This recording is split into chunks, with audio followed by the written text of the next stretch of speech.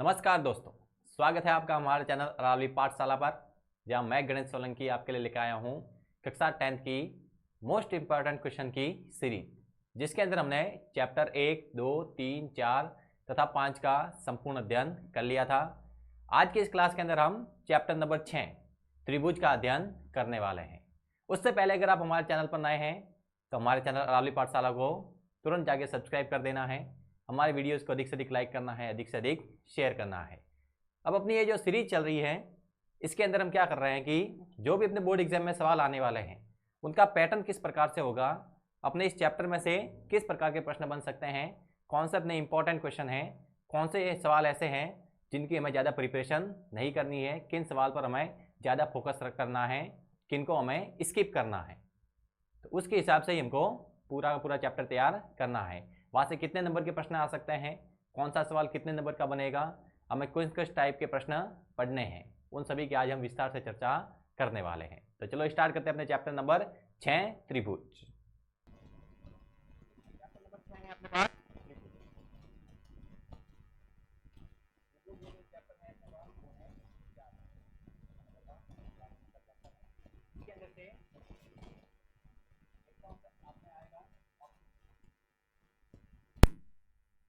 एक नंबर का ऑप्शनल सवाल आने वाला है, एक आएगा अपने पास एक नंबर का शॉर्ट क्वेश्चन,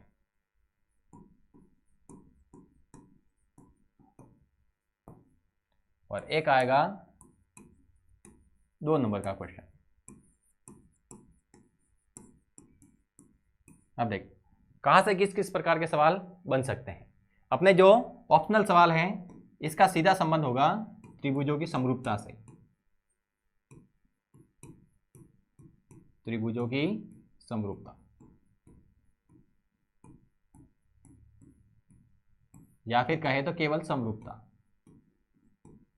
एक नंबर का आपके जो ऑप्शनल सवाल है वो हो सकता है कि त्रिभुजों की समरूपता के बारे में पूछा जाए, या हो सकता है केवल समरूपता के बारे में पूछा जाए। जैसे आपको डायरेक्ट पूछा जा सकता है कि निम्नलिखित में से कौन सा समरूपता का नियम नहीं है। 4 ऑप्शन होंगे, उसके अंदर से 3 ऑप्शन सही होंगे, चौथा ऑप्शन गलत होगा। कहा जाएगा कौन सा समरूपता की कसौटी नहीं है, समरूपता का सिद्धांत नहीं है, उसको हमें अंदर से सिलेक्ट करना है। एक तो ये आ सकता है। एक पूछा जा सकता है कि निम्नलिखित में से कौन सी समरूप आकृति है, कौन सी समरूप आकृति नहीं है। इस प्रकार का भी सवाल आ सकता है। और हो सकता है कि आपको पूछा जाए कि 2 त्रिभुज समरूप हैं तो उनके कोणों के बारे में जानकारी ली जा सकती है, उनकी भुजाओं के बारे में जानकारी ली जा सकती है। तो ऑप्शनल के अंदर यही सवाल आ सकते हैं कि ये तो त्रिभुजों की समरूपता के नियम के बारे में प्रश्न होगा, या फिर समरूपता के बारे में पूछा जाएगा, या फिर त्रिभुजों के समरूप के बारे में जानकारी पूछी जाएगी कि इसके कोणों के बारे में बताइए, इसकी भुजाओं के बारे में बताइए। जो संबंध हमको पूछा जाए उसके बारे में नीचे ऑप्शन दिए होंगे, उसमें से हमें करेक्ट आंसर को चूज करना है। एक है अपने पास 1 मार्क्स का शॉर्ट क्वेश्चन। ये आपके जो सवाल आएगा उसका सीधा संबंध होगा थेल्स प्रमेय से। ये सवाल किससे पूछा जाएगा? थेल्स प्रमेय से, जिसको हम बीपीटी भी बोलते हैं। थेल्स प्रमेय हो सकता है थेल्स प्रमेय का कथन ही पूछ ले डायरेक्ट कि थेल्स प्रमेय क्या होती है, या फिर थेल्स प्रमेय से रिलेटेड सवाल पूछा जाएगा।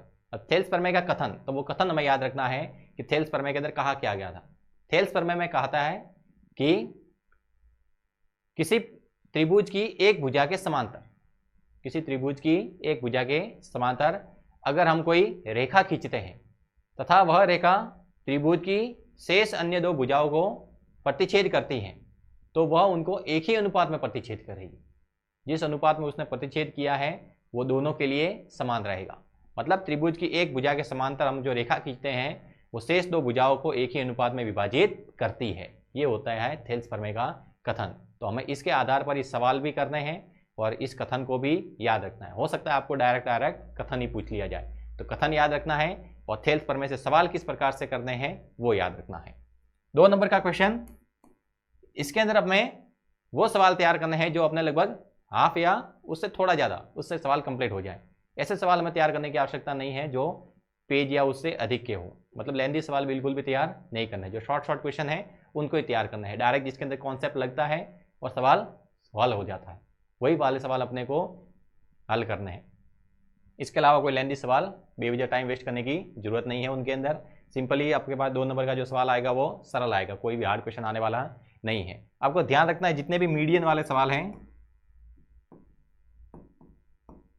मीडियन वाले सवाल वो आपको अच्छे से तैयार कर लेने हैं। हो सकता है कोई मीडियन वाला सवाल आ सकता है। तो इस चैप्टर के अंदर अपने जो भी मोस्ट क्वेश्चन है वो आज हमने सिलेक्ट किए हैं और आपके लिए लेकर आए हैं। तो चलो स्टार्ट करते हैं। क्वेश्चन पहला है, ये अपने जो सवाल है वो 1 नंबर के अंदर आ सकता है, जो बीपीटी थ्योरम से रिलेटेड था, जो थेल्स प्रमेय से संबंधित था। थेल्स प्रमेय का कथन याद रखना है, उसके बाद में जो सवाल आएगा उसको हल करना है। देखना इस सवाल को किस प्रकार से हल किया जा सकता है।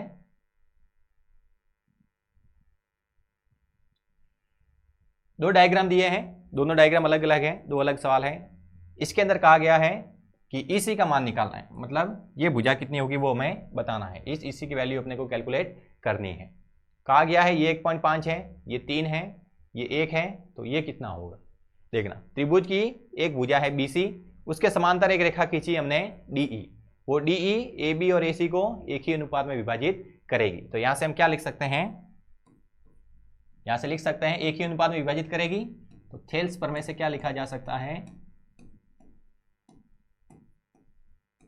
थेल्स प्रमेय से क्या लिख सकते हैं कि एडी बटे में डीबी बराबर ए बटे में ईसी, मतलब इसके बटे में ये वाला भाग, इसके बटे में ये वाला भाग, ये होती है थेल्स प्रमेय। मतलब एक ही अनुपात में विभाजित किया कि इस रेखा को इसके बटे में ये रखेंगे तो इसका अनुपात आ जाएगा, और इसके बटे में इसको रखेंगे तो इस भुजा का अनुपात आ जाएगा, और दोनों के अनुपात आपस में क्या होंगे, बराबर।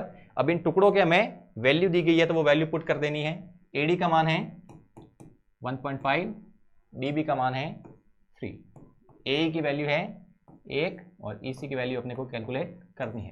क्रॉस मल्टीप्लाई कर सकते हैं, जैसे ही क्रॉस मल्टीप्लाई करेंगे आएगा अपने पास 1.5 ईसी बराबर 3, तो ईसी बराबर आ जाएगा 3/1.5, तो ईसी की वैल्यू आ गई 2 सेंटीमीटर। ईसी बराबर कितना आ जाएगा, 2 सेंटीमीटर। सिंपल क्वेश्चन है, 1 नंबर के अंदर आ सकता है। सेम सवाल इसमें भी है कि बीसी के समांतर एक डी रेखा है, ये ए बी और एसी को एक ही अनुपात में विभाजित करेगी। तो यहां से भी लिख सकते हैं कि एडी बटे में डीबी बराबर एई बटे में ईसी। अब एडी की वैल्यू अपने को कैलकुलेट करनी है, तो ये एज इट इज। डीबी की वैल्यू कितनी है 7.2, एई की वैल्यू 1.8, ईसी की वैल्यू 5.4। तो ये हो जाएगा क्रॉस मल्टीप्लाई, तो हो गया अपने पास 5.4 एडी बराबर 1.8 इंटू 7.2, तो एडी आ जाएगा अपने पास 1.8 इंटू 7.2 बटे में 5.4। आप चाहे तो डायरेक्ट यहाँ से 7.2 को यहाँ पर मल्टीप्लाई में भी भेज सकते हैं। पॉइंट हटाएंगे तो नीचे आ जाएगा 10 इंटू 10, यहाँ से पॉइंट हटाएंगे ऊपर क्या आ जाएगा 10, 10 से 10 कैंसिल, 18 से काटा 3 बार, 3 से काटा 24 को, मतलब एडी आया अपने पास 24/10। 24 में जैसे ही 10 का भाग देंगे तो आएगा 2.4 सेंटीमीटर, मतलब एडी की वैल्यू कितनी आई 2.4 सेंटीमीटर। तो इस प्रकार से आप बीपीटी या थेल्स प्रमेय के द्वारा इन सवालों को हल कर सकते हैं। ये आपके 1 नंबर के अंदर आएगा, ये आपको ध्यान रखना है। अगला है 2 नंबर का क्वेश्चन कि एबीसीडी एक समलंब है जिसमें AB तथा DC बराबर है, समान। AB और DC क्या है, समांतर है, तथा इसके विकर्ण परस्पर बिंदुओं पर प्रतिच्छेद करते हैं। दर्शाइए कि AO बटे BO बराबर CO बटे DO है। देखना समलंब क्या होता है, समलंब हमारे पास वो चतुर्भुज है जिसकी भुजाओं का एक युग्म समांतर है और एक असमांतर है, वो कहलाता है समलंब। तो हम यहां से एक समलंब पिक कर लेते हैं।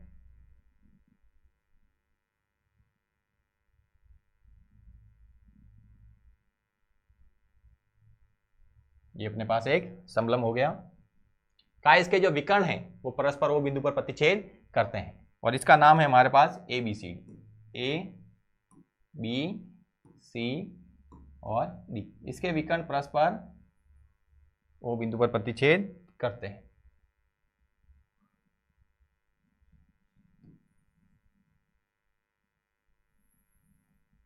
इसके जो विकर्ण है वो कहाँ पर प्रतिच्छेद करते हैं, बिंदु O पर। तो हमें दर्शाना है कि AO बटे BO बराबर CO बटे DO। देखना क्या दिया गया है यहाँ पर, पहले तो वो लिख लेंगे।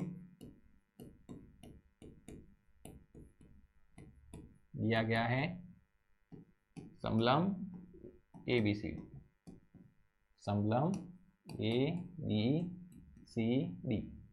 जिसमें समलंब ABCD दिया है, जिसमें AB तथा BC ये क्या है, समांतर है। सिद्ध क्या करना है,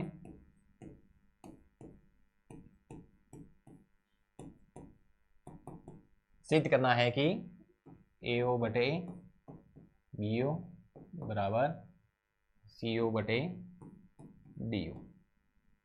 अब देखें, अगर इसको हमें हल करना है तो नॉर्मली ये किसी प्रकार से ऐसे हल होने वाला नहीं है जब तक आप इसके अंदर कोई रचना नहीं करेंगे, क्योंकि हमने बीपीटी थ्योरम पढ़ी है।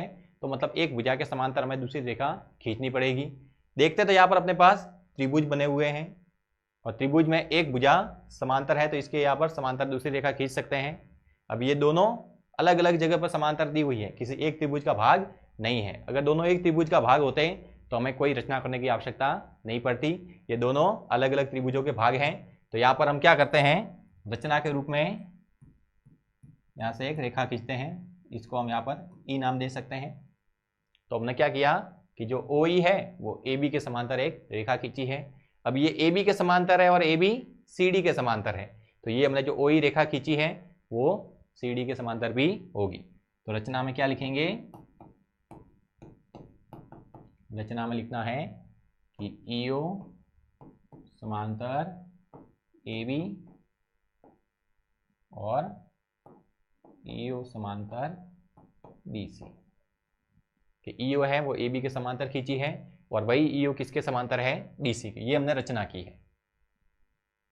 अब इसको सॉल्व करते हैं। देखो, अगर हम त्रिभुज लेते हैं BAD, ये वाला त्रिभुज, इसके अंदर ये AB और EO समांतर है, तो हम लिखते हैं त्रिभुज BAD में, त्रिभुज BAD में। उसके अंदर हमको पता है कि EO है वो AB के समांतर है। जो त्रिभुज ABD है उसके अंदर हमें पता है कि EO AB के समांतर है, तो यहाँ से भुजाओं का अनुपात लिख सकते हैं। क्या लिखेंगे, AE बटे में ED, AE बटे में ED बराबर हो जाएगा BO बटे में DO। इक्वेशन नंबर फर्स्ट, कि इसके बटे में ये लिखा, इसके बटे में ये लिखा। आप चाहे तो इसके बटे में ये लिखो, इसके बटे में ये लिखो, कुछ फर्क पड़ने वाला नहीं है। लेकिन जो टुकड़ा लेते हैं वो दोनों के अंदर समान रूप से होना चाहिए। जैसे ये इधर ऊपर वाला लोगे तो इधर भी ऊपर वाला, ये इधर नीचे वाला लिया है तो इधर भी नीचे वाला। अगला है त्रिभुज ADC, क्योंकि ये वाली जो समांतर रेखा है वो AB के भी समांतर है और DC के भी समांतर है। तो अब की बार हम त्रिभुज लेंगे ADC, त्रिभुज ADC में। त्रिभुज ADC में हमको पता है कि जो EO है वो DC के समांतर है। तो DC के समांतर है तो यहाँ पर हम क्या लिख सकते हैं कि AE बटे में ED, कि AE के बटे में क्या लिखा है, ED लिखा है। तो AO के बटे में क्या लिख सकते हैं, CO लिख सकते हैं, AO बटे CO। ये होगी अपने पास इक्वेशन नंबर 2। देखना, ये वाला भाग दोनों में बराबर है।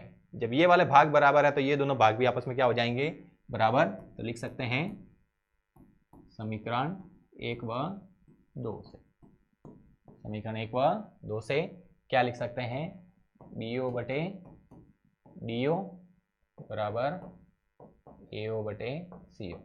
देखना, हमें निकालना था AO बटे BO, मतलब AO के बटे में BO चाहिए। AO इधर है, इसके बटे में BO चाहिए, तो ये गुणा में है, इधर आएगा तो भाग में, और CO इधर भाग में है, उधर जाएगा तो गुणा में।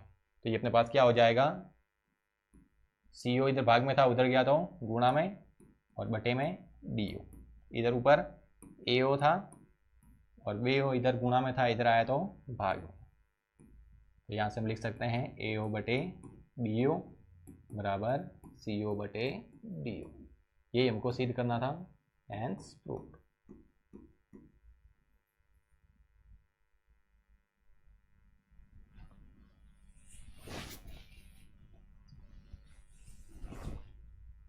अगला क्वेश्चन है अपने पास कि एक चतुर्भुज एबीसीडी के विकर्ण परस्पर बिंदुओं पर इस प्रकार प्रतिच्छेद करते हैं कि AO बटे BO बराबर CO बटे DO।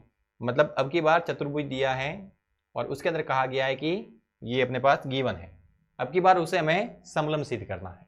अब की बार उसको क्या सिद्ध करना है? समलम। मतलब अब की बार अपने समलम नहीं बनाना है, चतुर्भुज बनाना है और फिर उसको समलम दर्शाना है।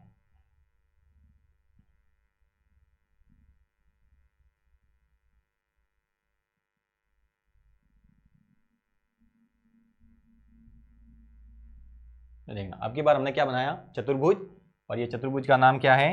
ABCD, ABCD का इसके जो विकर्ण है वो परस्पर बिंदुओं पर प्रतिच्छेद करते हैं। इसके अंदर भी विकर्ण खींचेंगे, ये भी कहाँ प्रतिच्छेद कर रहे हैं? ऊपर। सेम वही तरीका इसके अंदर भी रचना करेंगे। यहाँ पर बिंदु क्या आ जाएगा? E। अब गिवन क्या है?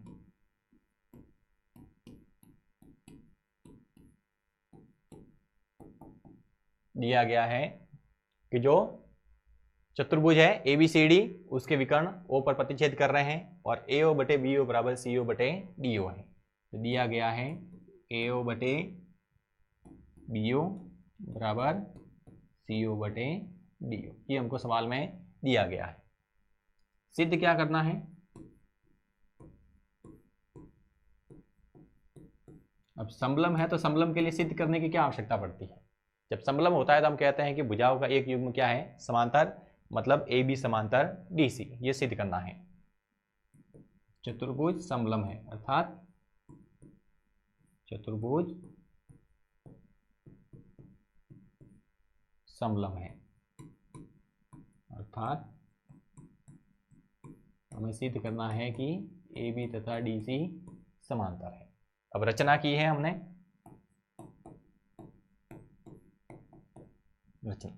रचना क्या की है कि EO हमने एक रेखा खींची है जो कि AB के समांतर है। EO समांतर AB, मतलब ये वाली रेखा हमने केवल अभी AB के समांतर खींची है। ये नहीं कहेंगे कि ये EO रेखा DC के समांतर है। अगर ऐसा हमने कह दिया मतलब ये दोनों पहले से ही समांतर है, तो ये अपने को तो हल करके लाना है। तो अभी फिलहाल हम क्या कहेंगे कि EO है वो AB के समांतर है। उपपत्ति लिखते हैं इसकी।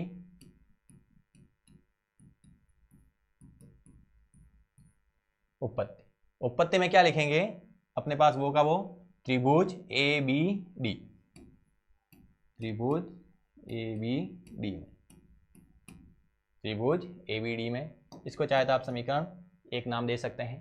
त्रिभुज ABD में क्या लिख सकते हैं हम? थेल्स प्रमेय द्वारा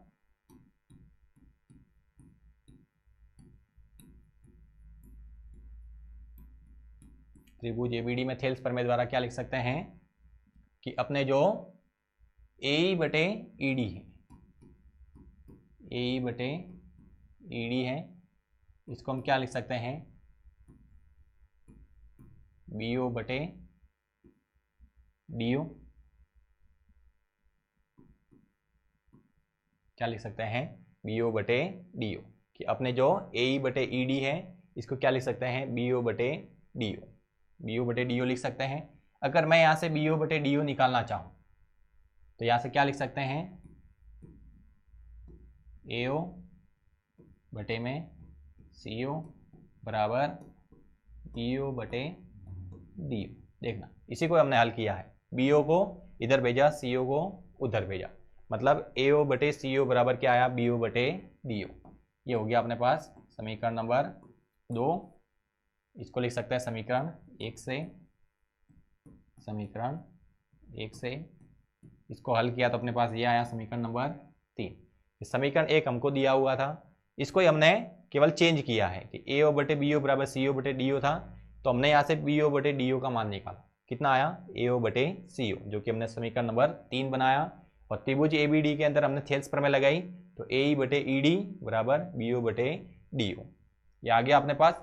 देखना अब BO बटे DO अगर हम समीकरण 2 व 3 से लिखना चाहें, समीकरण 2 व 3 से, समीकरण 2 व 3 से देखना, बीओ बटे डीओ, बीओ बटे डीओ, ये भाग बराबर है पीछे वाले, मतलब आगे वाले भाग भी क्या हो जाएंगे, बराबर, यानी ए बटे ईडी बराबर एओ बटे सीओ। जब पीछे वाले भाग बराबर है तो आगे वाले भाग भी बराबर होंगे, तो हमने लिखा ए बटे ईडी बराबर एओ बटे सीओ। इसका मतलब क्या हुआ, ए बटे ईडी इस भुजा का अनुपात और एओ बटे सीओ, एओ और सीओ इसका अनुपात। अब ये दोनों कौन सी भुजा के अनुपात हैं, एसी के, मतलब एडी और एसी, ये त्रिभुज की दो भुजा हैं और यहाँ पर हम अनुपात लिख रहे हैं, और अनुपात किसकी वजह से आ रहे हैं, ईओ की वजह से, यानी ईओ है वो बीसी के समांतर है। अतः जो ईओ है वो किसके समांतर है, बीसी के। इस प्रकार से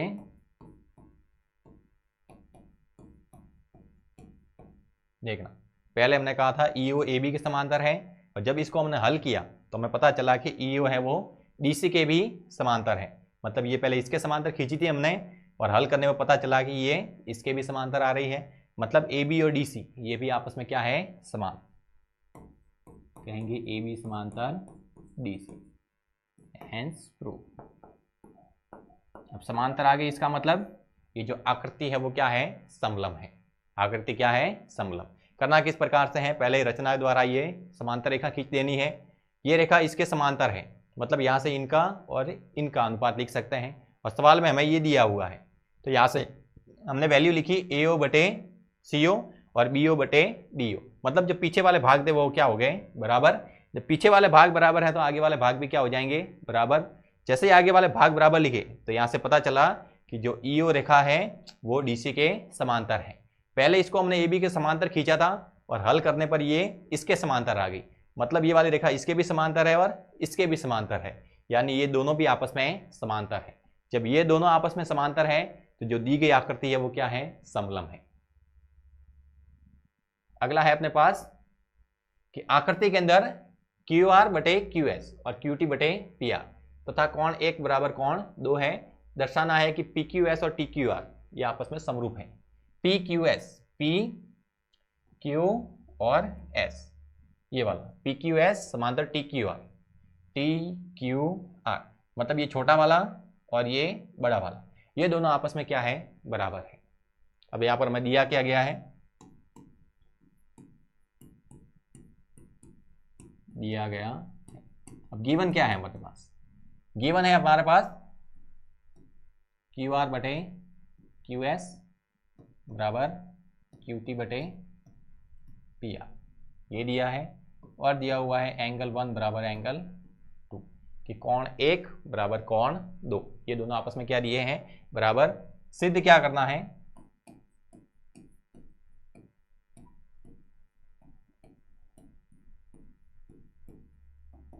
सिद्ध करना है त्रिभुज पी क्यू आर समरूप त्रिभुज टी क्यू आर, कि पी क्यू एस और T Q R, P Q S और टी क्यू आर ये दोनों क्या है, समरूप। यहां से उत्पत्ति लिखेंगे,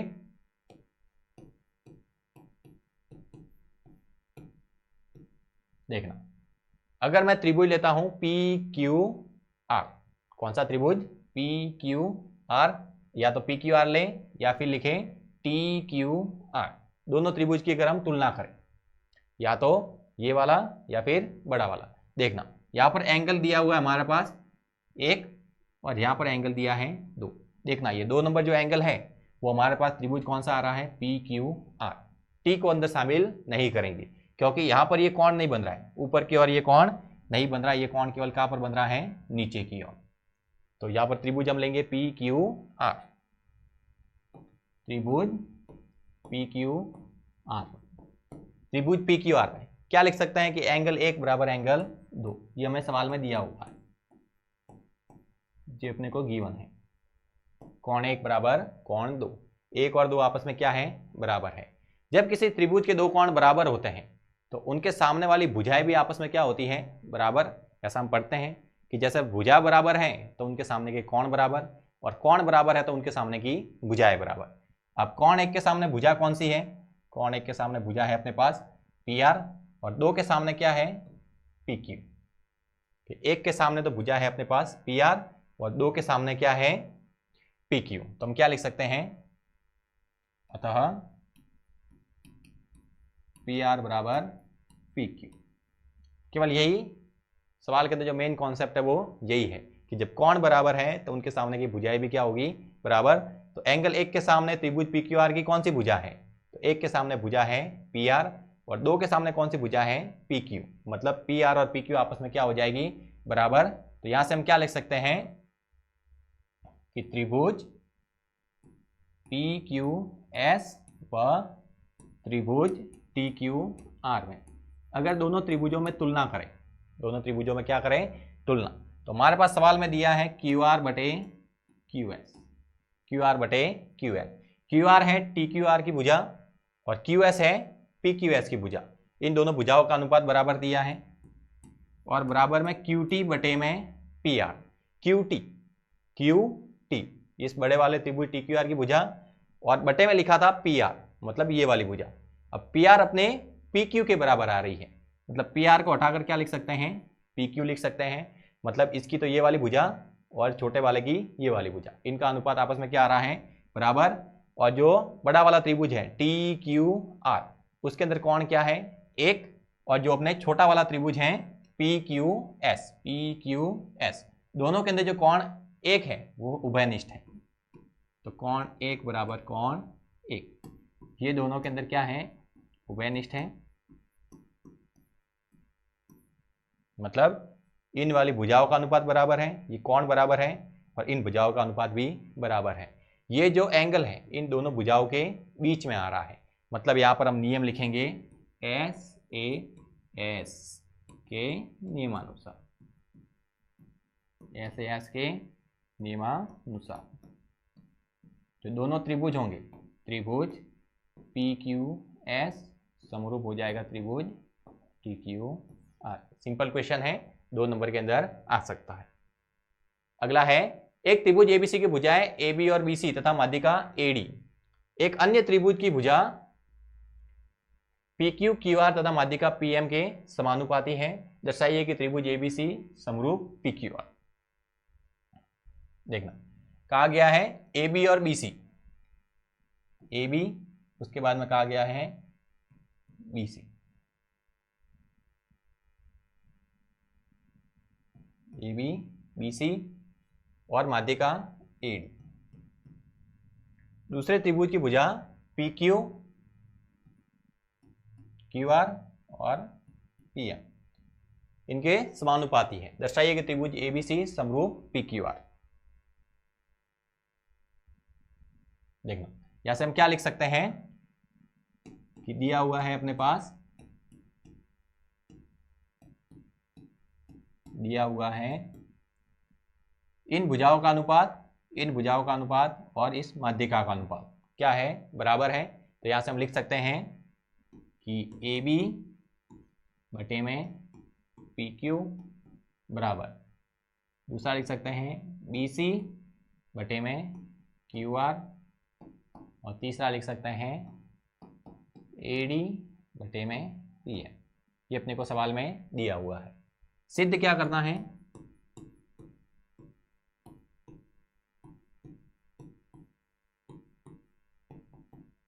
सिद्ध करना है कि एबीसी तथा पी क्यू आर ये समरूप है, दोनों त्रिभुज आपस में क्या है? समरूप है। ये अपने को सिद्ध करना है। त्रिभुज एबीसी समरूप त्रिभुज पी क्यू आर। उत्पत्ति लिखते हैं इसकी।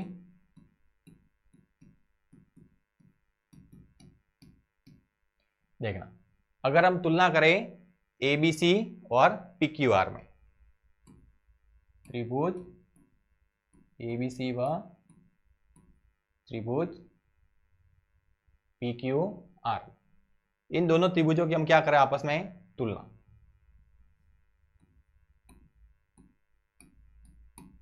त्रिभुज एबीसी व पी क्यू आर में क्या लिख सकते हैं?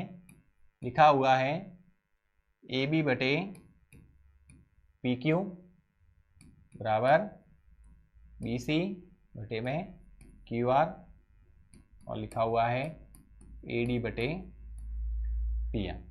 अगर हमें इन दोनों त्रिभुजों को समरूप दर्शाना है तो या तो इनकी तीनों भुजाएं समानुपाती होनी चाहिए, या दो कोण बराबर आने चाहिए, या फिर दो भुजा और एक कोण बराबर आने चाहिए। देखना, दो भुजाएं तो इसकी समानुपाती है, तो या तो इसकी एक जो तीसरी भुजा है उसको भी समानुपाती बता दें, या फिर दोनों के अंदर एक आध कोण बराबर कर दें। दोनों के अंदर एक क्या कर दें, कोण बराबर।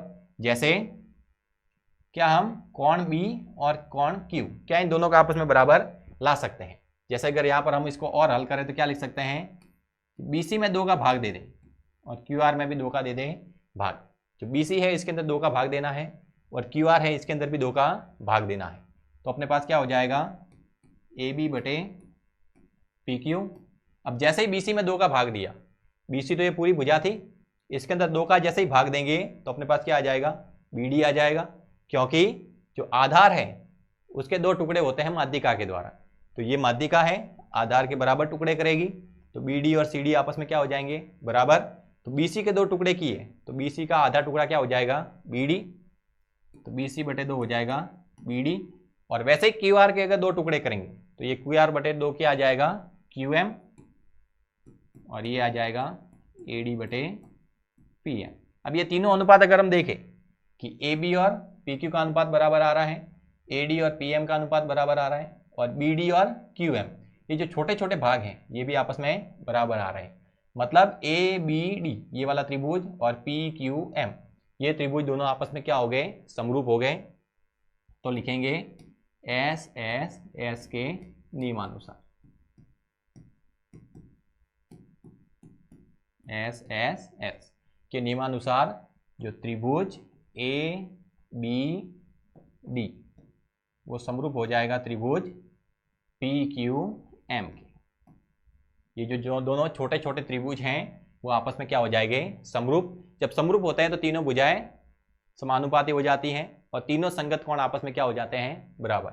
मतलब यहाँ पर ये वाला कोण और ये वाला कोण बराबर, ये वाला कोण और ये वाला कोण बराबर, तो ये B वाला और Q वाला कोण भी आपस में क्या हो जाएंगे, बराबर। अतः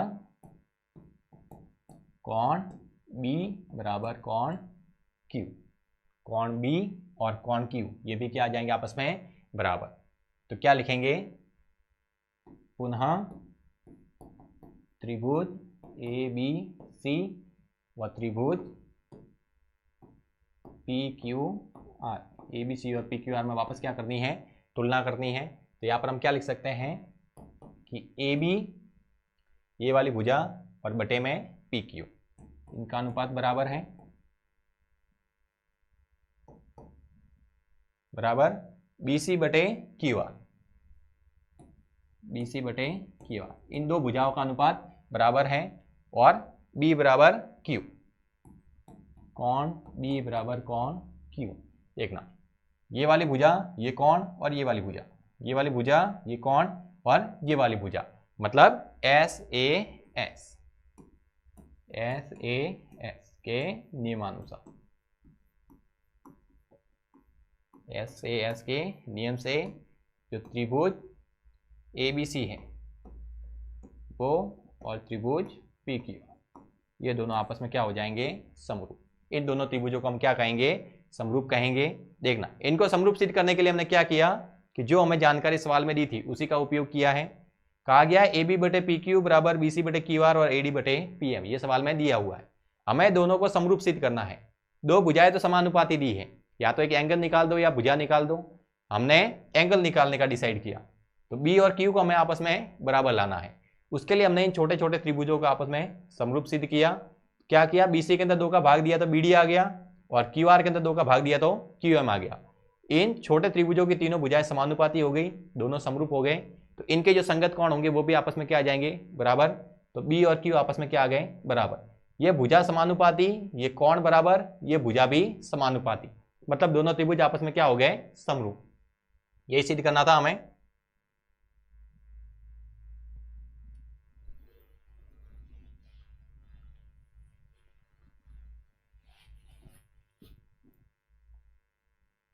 अगला है, एक त्रिभुज ABC की भुजा BC पर एक बिंदु D इस प्रकार स्थित है कि कोण ADC बराबर BAC। दर्शाइए कि CA² बराबर CB डॉट CD।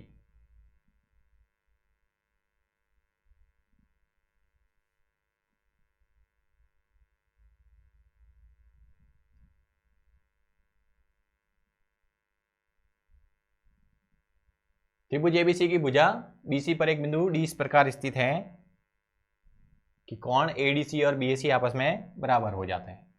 तो त्रिभुज ABC का निर्माण करना पड़ेगा। ये बना दिया त्रिभुज ABC, नामकरण कर देते हैं इसका ABC। कहा है इसकी भुजा BC पर एक बिंदु D इस प्रकार स्थित है। BC पर एक बिंदु D लाना है। कहा D इस प्रकार स्थित है कि कोण ADC ये कोण कब बनेगा? इनको आपस में मिलाया जाएगा। कहा गया है कोण ADC बराबर BAC मतलब ये पूरा वाला कोण, कि कोण ADC बराबर BAC। ये ADC इधर वाला कोण और BAC ये पूरा कोण, ये दोनों आपस में क्या है? बराबर है। सिद्ध करना है कि CA² बराबर CB डॉट CD। मतलब CA का स्क्वायर मतलब इस वाली भुजा को कितनी बार लेना है? 2 बार लेना है। अब देखना यहां पर हमें गिवन क्या है?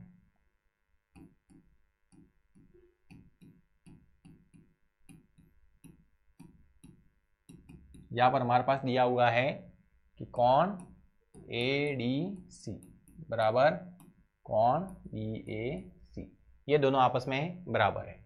सिद्ध क्या करना है?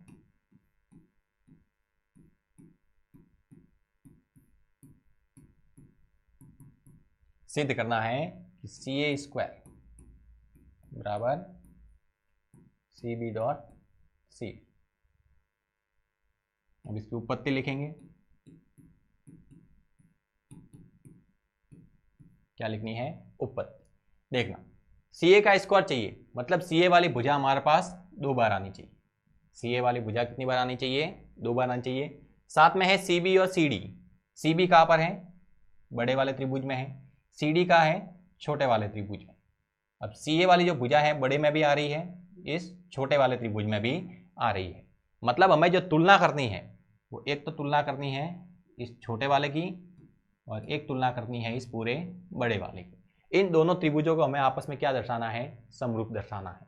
देखना यहाँ पर D वाला कोण और A वाला कोण ये दोनों आपस में बराबर है। मतलब जैसे ही त्रिभुज लिखेंगे तो बीच में A आना चाहिए और बीच में क्या आना चाहिए? D। तो हम तुलना करते हैं त्रिभुज BAC व त्रिभुज ADC में। दोनों के लास्ट में C आ रहा है, दोनों के लास्ट वाला पॉइंट क्या है? C है। और जहां पर एंगल बन रहे हैं D और A वो बीच में है, मतलब ये जो A और D वाले कोण हैं वो आपस में बराबर हैं। अब इनकी तुलना करते हैं कि BAC व ADC में। देखना इसके अंदर हमें पता है कि कोण ADC बराबर कोण BAC बराबर है। कारण क्या लिखेंगे? गिवन है अपने पास। और क्या लिख सकते हैं कि कोण C बराबर कोण C। जो C पर जो कोण बन रहा है वो दोनों आपस में बराबर हैं। दोनों के अंदर क्या है? उभयनिष्ठ है, कॉमन है। जब 2 एंगल बराबर होते हैं तो तीसरा एंगल ऑटोमेटिकली बराबर हो जाता है, तो तीसरा एंगल निकालने की जरूरत नहीं होती। यहाँ पर हम कह सकते हैं AA के नियमानुसार,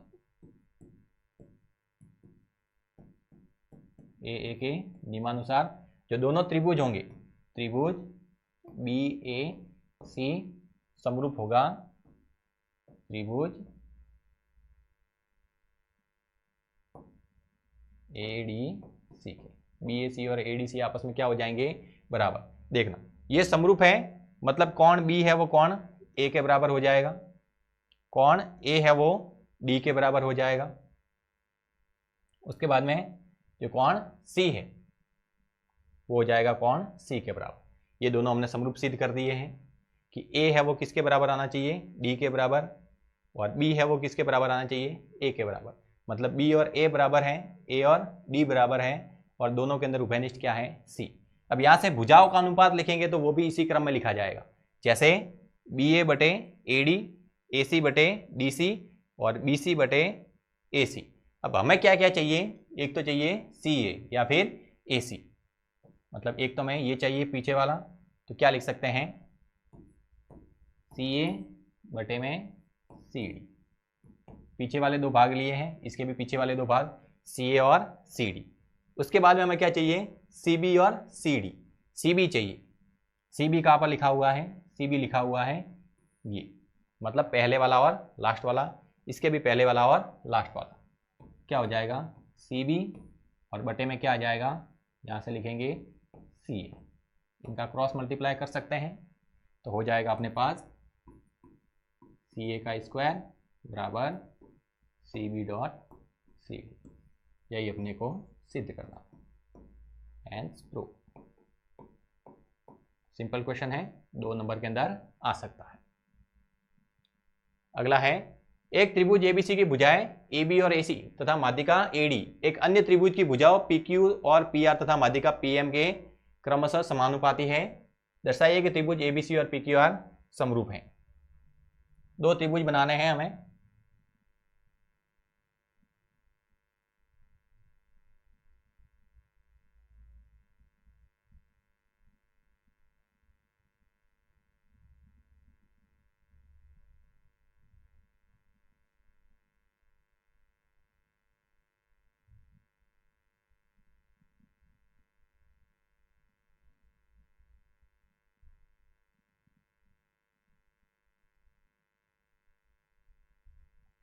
त्रिभुज है एक हमारे पास ABC ABC और एक है त्रिभुज हमारे पास PQR PQR। कहा गया है ABC की भुजाएं AB और AC तथा माध्यिका AD, माध्यिका और है AD, मतलब AB AC और AD, ये वाली भुजा और ये वाली भुजा। एक अन्य त्रिभुज की भुजाएं PQ PR तथा PM के समानुपाती हैं। माध्यिका इसके अंदर भी है, क्या नाम है, PM। ये वाली भुजा और ये वाली भुजा समानुपाती, ये और ये समानुपाती, और ये माध्यिका ये भी क्या है, समानुपाती। हमें दर्शाना है कि ABC और PQR आपस में समरूप हैं। तो गिवन क्या है अपने पास, दिया गया है अपने पास कि AC बटे PR बराबर AB बटे PQ और दिया है AD बटे PM। AD बटे PM ये अपने को दिया हुआ है। प्रूव क्या करना है, प्रूव करना है ट्राइंगल ABC समरूप त्रिभुज PQR, ये हमें सिद्ध करना है। इसकी उत्पत्ति लिखें, दोनों त्रिभुजों की तुलना करते हैं। त्रिभुज ABC व त्रिभुज PQR में लिखा हुआ है अपने पास कि AC बटे PR बराबर AB बटे PQ, मतलब दो भुजाओं का अनुपात बिल्कुल बराबर है कि AC और PR इनका समानुपात है और AB और PQ ये भी समानुपाती है, मतलब दोनों का तो अनुपात बराबर दिया है। अब तीसरी भुजा का भी अगर अनुपात बराबर दिया होता तो हम कह सकते थे कि S के नियमानुसार ये जो दोनों त्रिभुज है वो क्या है, समरूप हैं। लेकिन यहाँ पर हमें ये BC और QR ये आपस में समानुपाती नहीं दिए हैं, हमें माध्यिकाओं का अनुपात बराबर दिया है।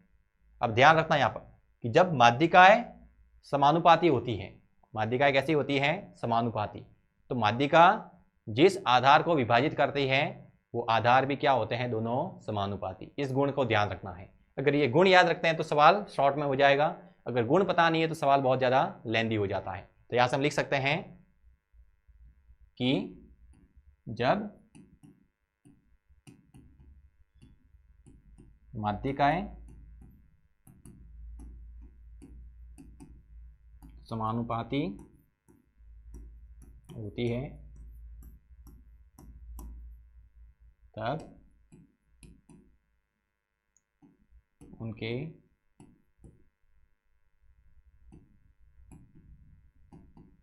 आधार भी समानुपाती होते हैं।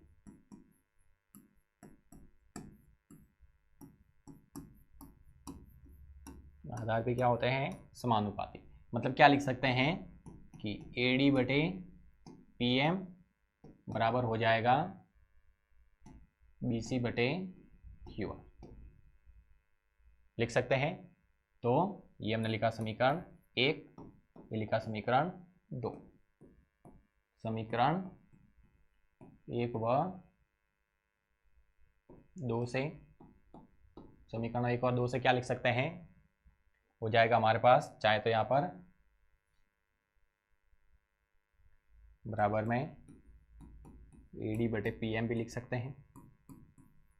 हम AD/PM की जगह क्या लिख सकते हैं, हम BC/QR। हो जाएगा अपने पास AC/PR बराबर AB/PQ बराबर BC/QR। लिखेंगे SSS के नियमानुसार जो त्रिभुज ABC है वो समरूप होगा त्रिभुज PQR के। यही हमको प्रूव करना था।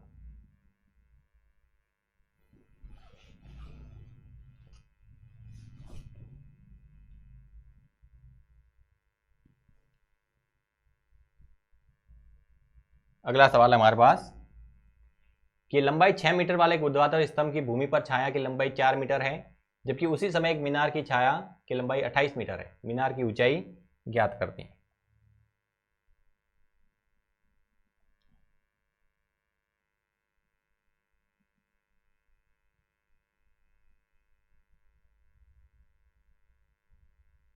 ये अपने पास जैसे कोई एक मीनार दी है, इस मीनार की ऊंचाई हम लिखते हैं h। मीनार की ऊंचाई कितनी लिखते हैं, h का है। किसी समय इस मीनार की छाया की लंबाई कितनी है, 28 मीटर। अब मीनार ये है तो इसकी छाया कितनी हो जाएगी, यहाँ से यहाँ तक ये 28 मीटर हो जाएगी। अब कहा है इसी समय की बात है, एक लंबाई 6 मीटर वाला एक ऊर्ध्वाधर स्तंभ भी है, इसकी लंबाई कितनी है, 6 मीटर।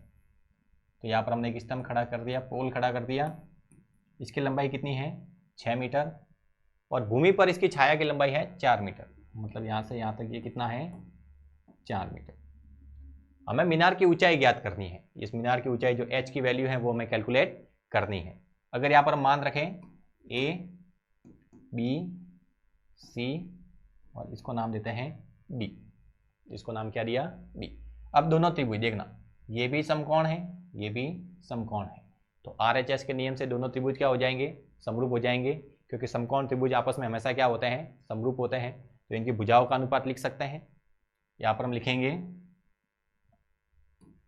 त्रिभुज ABC व त्रिभुज, इसको नाम दिया EDC, व त्रिभुज EDC में B पर समकोण बन रहा है, D पर भी समकोण बन रहा है, तो कहेंगे कोण B बराबर कोण D बराबर 90 डिग्री, समकोण है।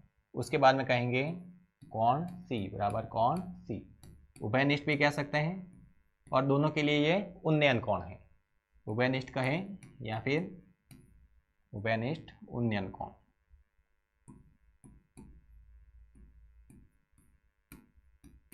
उभयनिष्ठ उन्नयन कोण हो जाएगा। तो ये दोनों त्रिभुज हैं, ए के नियम से क्या हो जाएंगे, समरूप, और वैसे भी 90 का कोण है तो ये RHS के द्वारा वैसे भी समरूप कहलाते हैं। तो ए के नियमानुसार जो त्रिभुज ABC हैं वो समरूप होगा त्रिभुज EDC के। मतलब ABC और EDC ये आपस में क्या है, समरूप। तो इनकी भुजाओं का अगर अनुपात लिखेंगे तो वो भी क्या आएगा, समान आएगा। तो देखते हैं, जो ABC है इसका लंब लेते हैं AB, और जो EDC है इसका लंब लेते हैं हम ED। फिर जो त्रिभुज ABC है उसका आधार लेते हैं हम BC, और जो EDC है इसका आधार लेते हैं हम DC। इनकी तुलना कर सकते हैं, और जो बड़ा वाला त्रिभुज है इसका कर्ण है AC, और जो छोटा वाला है इसका कर्ण हो जाएगा अपने पास EC। अब मान रखते हैं AB की जगह कितना लिख सकते हैं, H लिख सकते हैं, ED की जगह लिख सकते हैं 6, BC की जगह कितना लिख सकते हैं 28 और DC की जगह कितना लिख सकते हैं 4 बराबर में AC और EC की वैल्यू की हमें कोई आवश्यकता नहीं है, केवल इसके द्वारा ही हम हल कर सकते हैं। क्रॉस मल्टीप्लाई करेंगे तो हो जाएगा अपने पास 4H बराबर 28 इंटू 6। तो H बराबर क्या हो जाएगा 28 इंटू 6 डिवाइड बाय 4।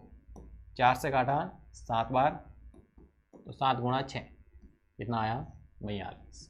नीचे क्या लगा देंगे मीटर।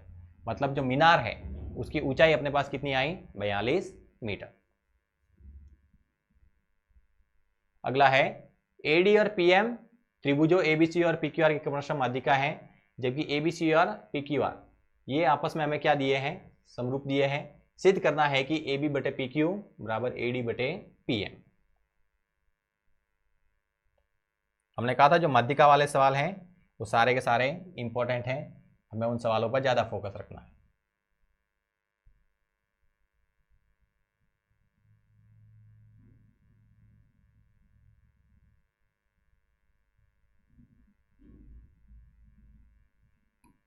ABCPQ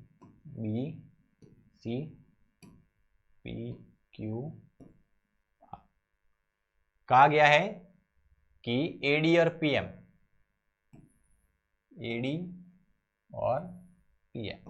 ये क्या है माध्यिका है, और ABC और PQR आपस में समरूप दी है। ये दोनों त्रिभुज आपस में क्या है समरूप है। सिद्ध करना है कि AB बटे PQ बराबर AD बटे PM। AB बटे PQ और AD बटे PM इनका अनुपात भी आपस में क्या आता है बराबर आता है। देखना दिया हुआ क्या है हमारे पास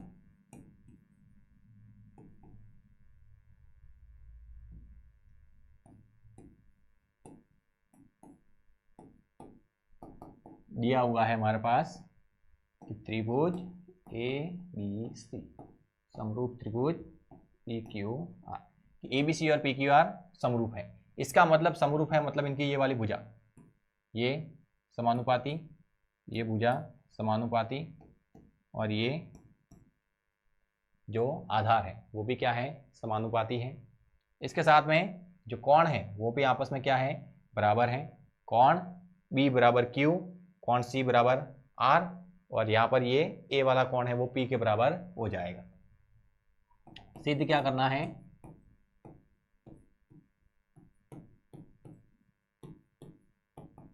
सिद्ध करना है AB बटे PQ बराबर AD बटे PM।